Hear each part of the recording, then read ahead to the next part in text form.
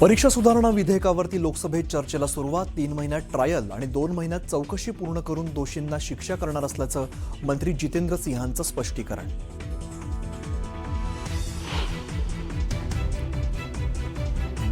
दोन्ही राष्ट्रवादी एकत्र येण्याचा संबंध नाही, विलिनीकरणाला या संदर्भातील प्रश्नावरती शरद पवारांचं मोठं विधान. पवारांच्या विधानामुळे चर्चांना उधाण.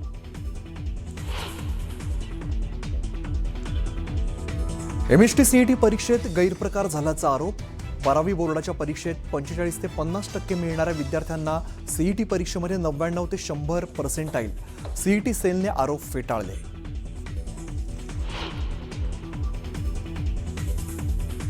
एमएसटी सीईटीमध्ये घोटाळ्याचे आरोप आयुक्त दिलीप सरदेसाईंनी फेटाळले. काही विद्यार्थी बोर्डापेक्षा सीईटीला जास्त प्राधान्य देत असल्याचं, सीईटी परीक्षेत जास्त गुण असल्याचं स्पष्टीकरण.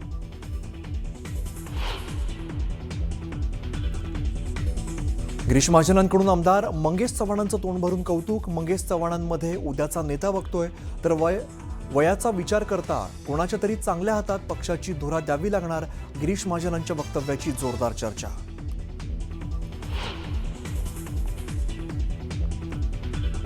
पंतप्रधान नरेंद्र मोदींची पोस्ट हटवल्याच्या मुद्द्यावरून मेटाने मागितली मोदींची माफी. तांत्रिक अडचणींमुळे पोस्ट डिलीट झाल्याचं स्पष्टीकरण.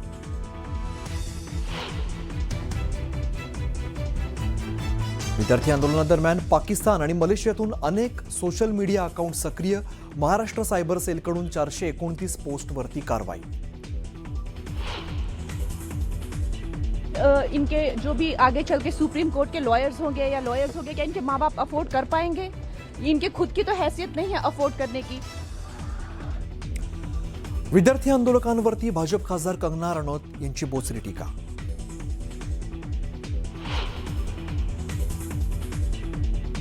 उजनी धरणाच्या पाणी पातळीत वाढ. 61,600 क्युसेकने पाण्याचा विसर्ग. प्रशासनाकडून सतर्क राहण्याच्या सूचना.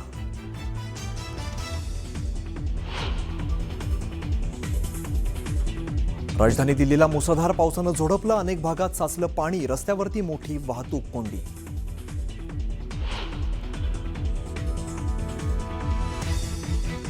जपानच्या क्युशू परिसराला 7.1 रिश्टर स्केल इतक्या तीव्रतेचा भूकंपाचा धक्का. भूकंपानंतर सुनामीचा अलर्ट जारी.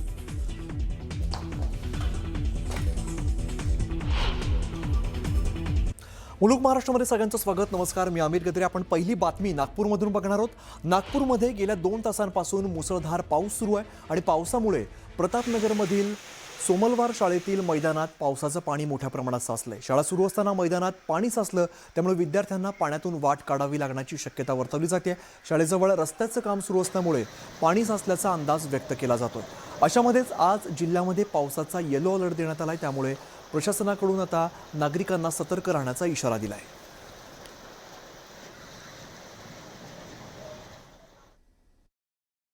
आज दुपारी झालेल्या पावसामुळे जे आहे ते अनेक सखल भागामध्ये पाणी साचलं होतं. नागपूरच्या या सोमलवार निकाल शाळेमध्ये आपण पाहतोय की या शाळेच्या मैदानामध्ये मोठ्या प्रमाणात पाणी साचल्यानं विद्यार्थ्यांची शाळा सुटल्यानंतर बाहेर काढण्यासाठी मोठ्या प्रमाणात गैरसोय झाली. खरं तर या भागामध्ये रस्त्याचं काम चालू आहे आणि या रस्त्याच्या कामासाठी हा सगळा रस्ता खोदून ठेवलेला आहे. पाण्याची जी पाईपलाईन आहे त्याला योग्य वाट नसल्यामुळं हे सगळं पाणी या रस्त्याच्या मार्गानं वाहत आलं आणि पर्यायानं हे सगळं पाणी या शाळेच्या परिसरामध्ये शिरलं.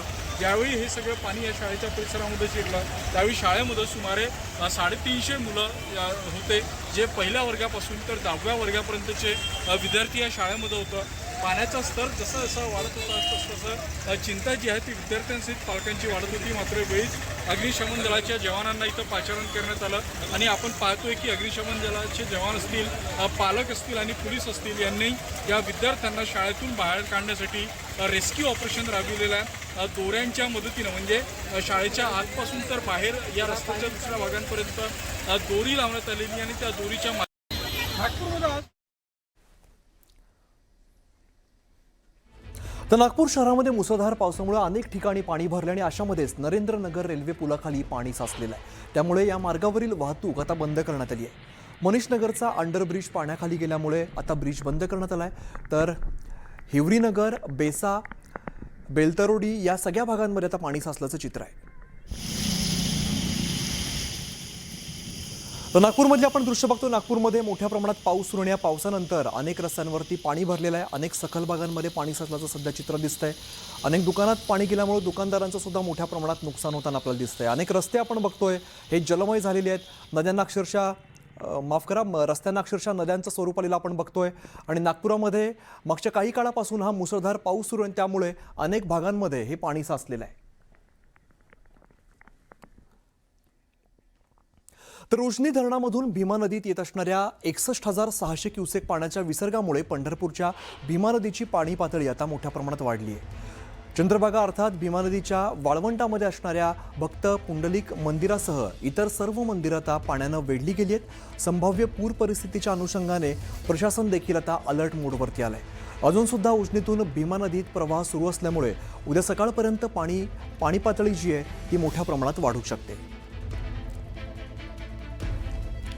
तर पुणे जिल्ह्याच्या नीरा खोऱ्यामध्ये असलेल्या या पावसामुळे वीर धरणाच्या पाणी पातळीमध्ये मोठी वाढ झाली आहे. अशामध्येच वीर धरणातून तब्बल 20,000 क्युसेक वेगाने पाण्याचा विसर्ग सुरू करण्यात आला आहे. त्यामुळे सध्या सोलापूर जिल्ह्यातील अकलूज आणि इतर परिसरात नीरा नदी आता दुथडी भरून वाहते. गेल्या काही महिन्यांपासून कोरडी पडलेली नीरा नदी धरणातील या पाण्यामुळे मोठ्या क्षमतेनं वाहताना दिसते. त्यामुळे नदीकाठच्या शेतकऱ्यांमध्ये आनंदाचं वातावरण आहे.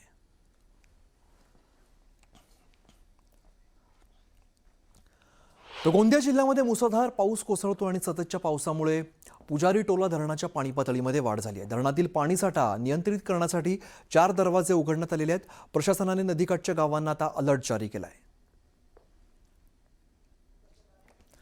तर सांगली शहराला मुसळधार पावसानं झोडपलेलं आहे. या पावसामुळे शहराच्या अनेक भागामध्ये पाणी साचलेलं आहे. अनेक मार्गांवरती खड्डे पडलेत. नागरिकांना मोठा मनस्ताप सहन करावा लागतोय.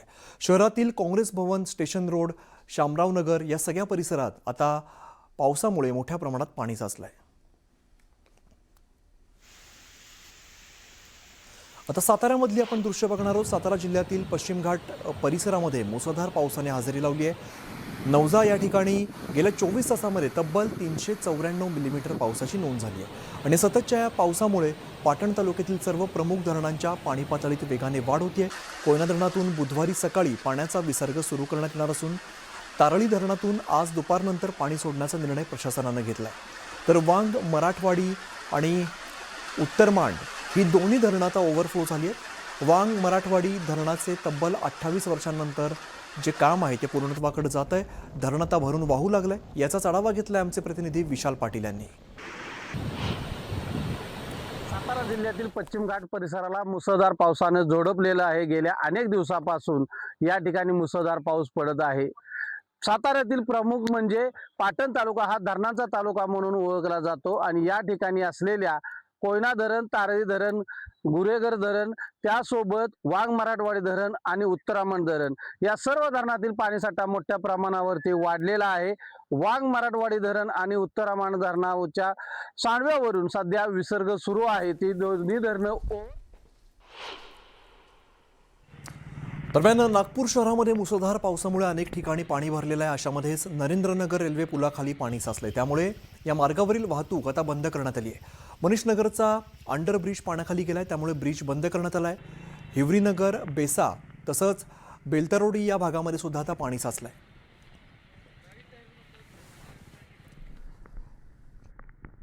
पाहतोय की विद्यार्थ्यांना जे आहे दोरीच्या साह्याने या शाळेच्या बाहेर काढण्याचे प्रयत्न मोठ्या प्रमाणात सुरू आहे. काही स्कूल व्हॅनला जे आहे ते शाळेच्या थेट आतमध्ये नेलेला, कारण आता पावसानं उसंत घेतल्यामुळे पाण्याचा निचरा व्हायला सुरुवात झालेली आहे. मात्र पाऊस थांबून सुमारे 1 तास झाला असला तरी या रस्त्यावरून वाहणाऱ्या पाण्याचा जर फ्लोचा आपण विचार केला तर हा निष्काळजीपणा नेमका कोणाचा आहे, कोणाच्या निष्काळजीपणामुळे इतक्या विद्यार्थ्यांचा जीव धोक्यात आला, हा सवाल जो आहे तो या निमित्तानं उभा राहतो. खरं तर जून महिन्यापर्यंत जे आहे ते पावसाशी संबंधित कामं होऊन जाणं अपेक्षित असतं. मात्र यंदा जुलै महिन्याच्या अखेरीस आल्यानंतर ही परिस्थिती उद्भवेपर्यंत नागपूर महानगरपालिका डोळे झाकली होती का, असा सवाल देखील उपस्थित केला जातो. कारण सुदैवाने या सगळ्या विद्यार्थ्यांना इथून सुरक्षित बाहेर काढण्यात प्रशासनाला यश आलेलं आहे. मात्र जर हा पाऊस आणखी काही वेळ असा सुरू असता आणि जर पाऊस थांबला नसता तर काही विपरीत किंवा काही अनुभवी घडली असती तर त्याला नेमके जबाबदार कोण असतं, हा सवाल या निमित्तानं उभा राहतो. त्यामुळे आता या घटनेतून नागपूर महानगरपालिका काही धडा घेईल